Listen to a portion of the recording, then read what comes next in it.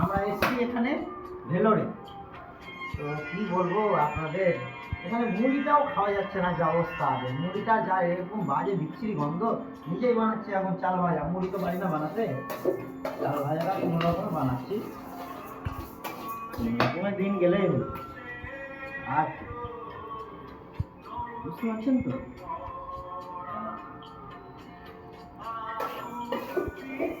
এই যে আমাদের বিছানাপত্র দেখতে পাচ্ছেন কিভাবে অবস্থায় আছে। আমরা এখানে ডাক্তার দেখাতে এত কষ্ট হয় আমরা ভাবতে পারি না, তুলনার বাইরে কষ্ট।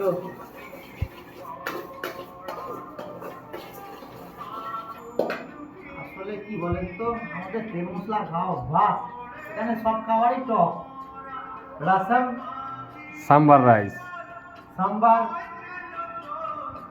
এইগুলোই খেতে হচ্ছে।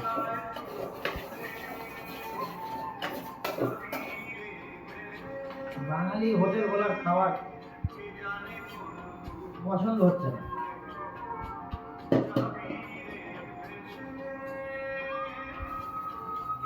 এই যে আমরা চাল ভাজা ভাজতে শিখেছি, দেখেন সিস্টেমে ভাজছি আমরা।